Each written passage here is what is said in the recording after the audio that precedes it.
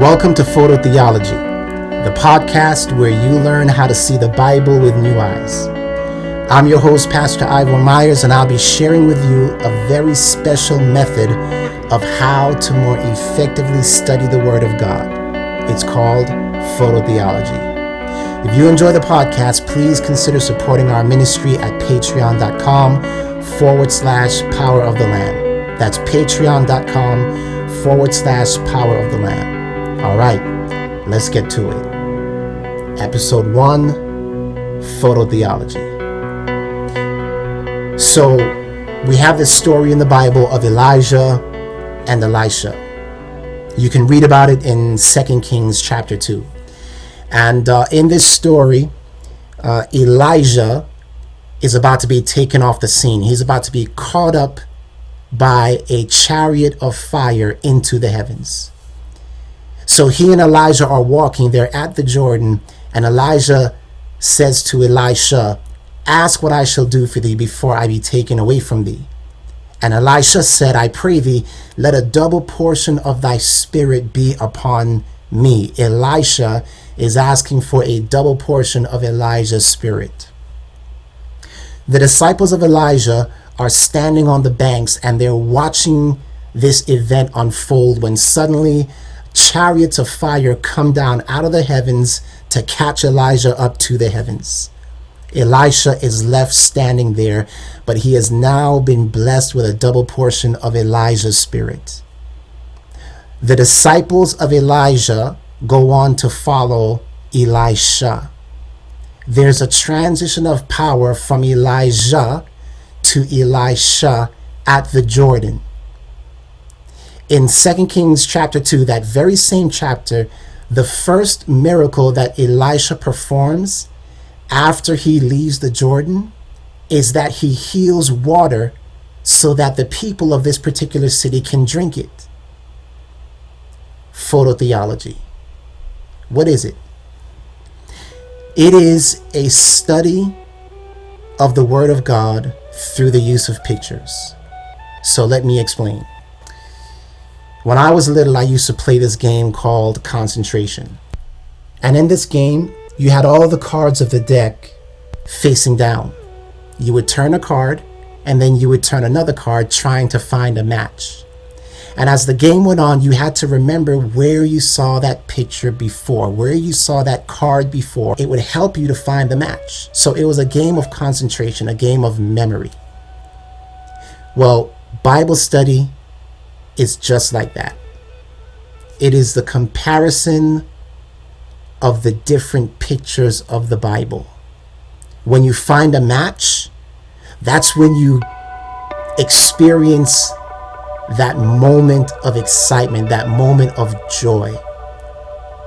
You see, as you guys were listening to the story I just shared, the story of Elijah and Elisha, some of you, maybe not all of you, but some of you may have begun thinking, wait a minute, I've heard something like this before. I've seen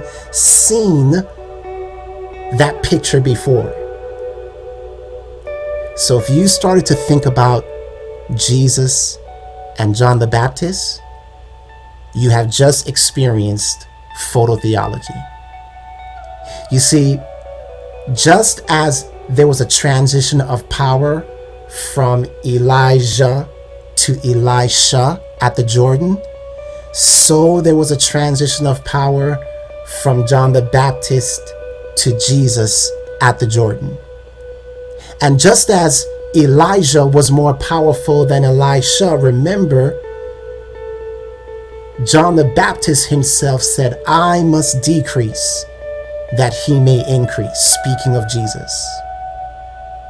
Just as Elijah was taken off the scene after this transition of power, so John the Baptist was taken off the scene after their transition of power.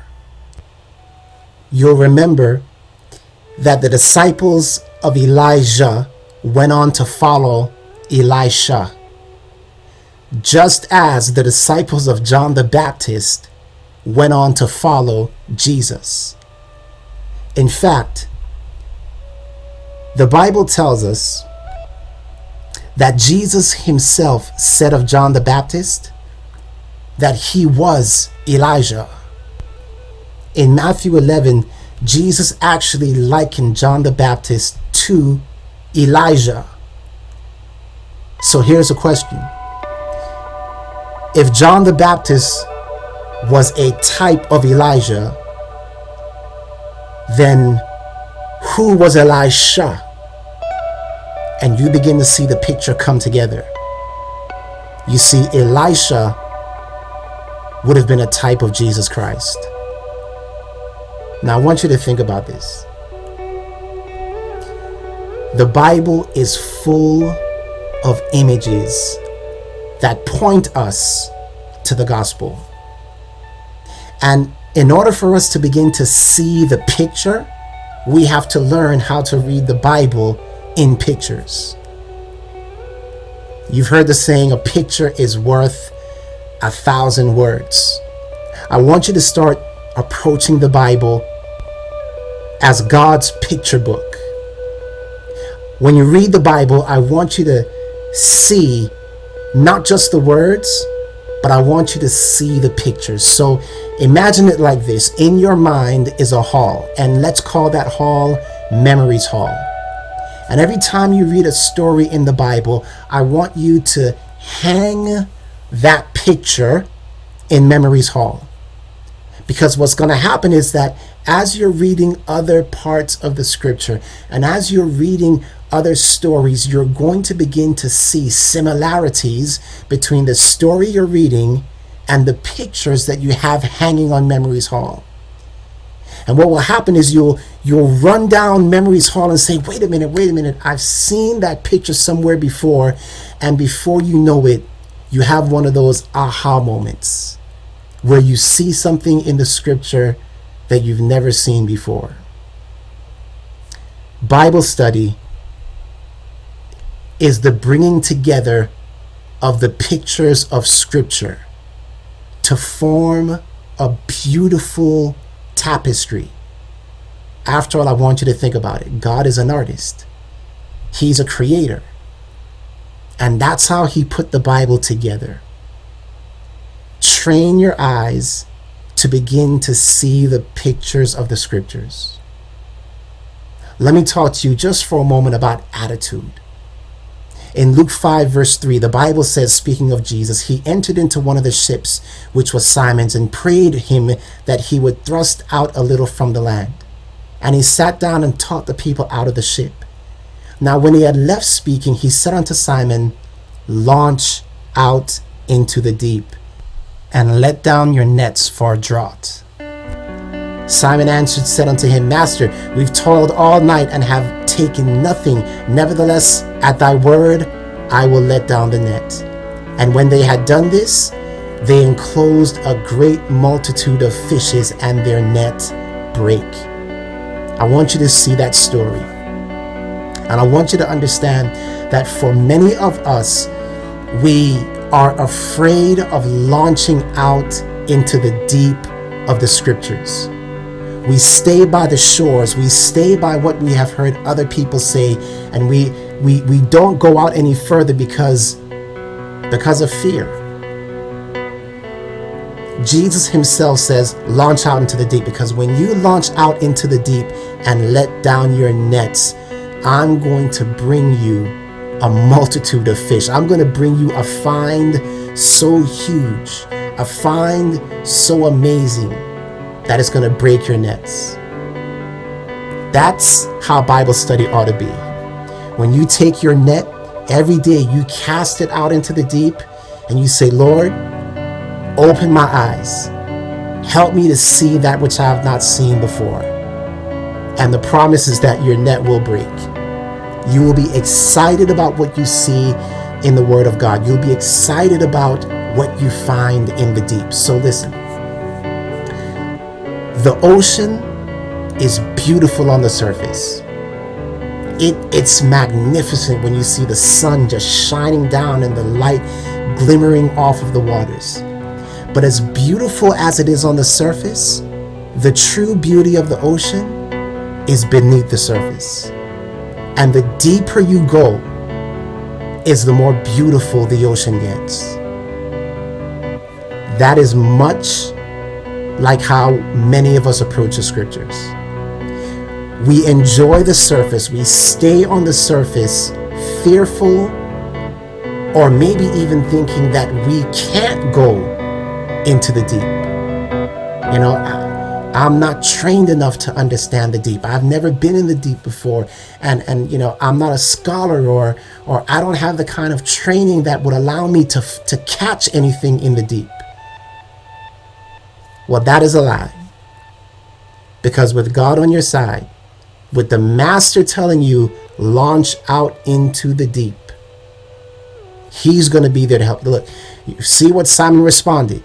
We've toiled all night and have taken nothing. How many of us approach the scripture and kind of throw our hands up because we're saying, you know what? We have toiled and toiled at this. We have worked and worked at this. I have tried to study the Bible in different ways and I can't find anything. I don't want to launch out into the deep. I don't want to let my net down anymore. Just let the pastor feed me. Just let the pastor provide my fish. And beloved, let me tell you, just like Simon obeyed the word of the Lord and said, okay, I'm going to launch out into the deep, I want you to approach the scriptures that same way. You see, attitude is everything.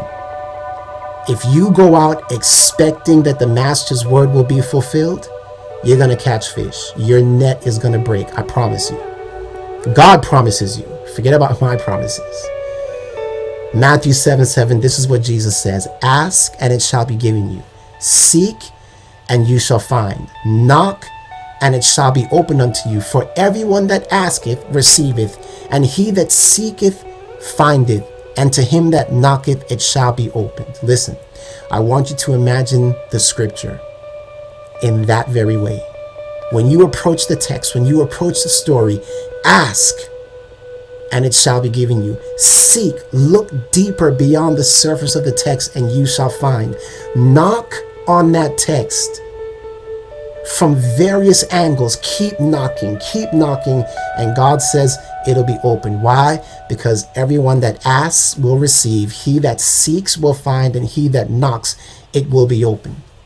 So those stories we read of the scriptures, those texts where we feel, man, this text is locked to me, God says knock. And I want you to knock persistently. I want you to seek and search. Because the Bible tells us that if we search for God with all our heart, we will find him. So you're asking, okay, Pastor, what do I do? How do I start? Well, it's really very simple. I just want you to start by reading the word. I want you to start by collecting the pictures of scripture. Read these stories of the Old Testament and get those stories, visualize them. I want you to sense the story, to smell it, to taste it, to see it. Read it as if you were there. And as you begin to gather these stories in your mind, it's really going to unfold in a very natural way. You see, we don't often train our eyes to view scripture in this way. And that's going to take a little bit of practice, but I want to encourage you that the more you do this, the more you approach the scriptures looking for the images, looking for the pictures that God is painting, the more powerful your Bible study is going to be. Many of us struggle with the books of Daniel and Revelation, the prophecies of Daniel and Revelation. And let me tell you, in reality, the books of Daniel and Revelation are full of pictures. And your ability to rightly understand those books will be in proportion to your ability to take the pictures of those books and find their match in other portions of the scripture. So that's what we're going to do in this program. We are going to teach you how to find these pictures, how to unlock your eyes so that you can see in a new light. Many times after I have delivered a sermon or preached somewhere, or someone has seen one of my videos or presentations, they'll say to me, Pastor, I've never seen that in the scripture before. It's as if I'm looking at that story, I'm looking at that verse with new eyes. Well, that's what photo-theology is. Photo-theology is giving us new eyes. And beloved, when we begin to see the scriptures through those new eyes, the scriptures will come alive to us. So, Elisha's first miracle, after leaving the Jordan, after that transition of power, was that he provided water to the thirsty. It should come as no surprise that Jesus' first miracle, after crossing the Jordan, after returning from the wilderness, was that he went to a wedding and he turned water to wine. In John 2, where that story is told, the people at that wedding said, the best wine was saved for last. That's what Bible study is. It is turning that which appears to be plain, flavorless, and turning it into the best thing you've ever tasted. Oh, taste and see that the Lord is good. Launch out, and I'll see you at the next episode.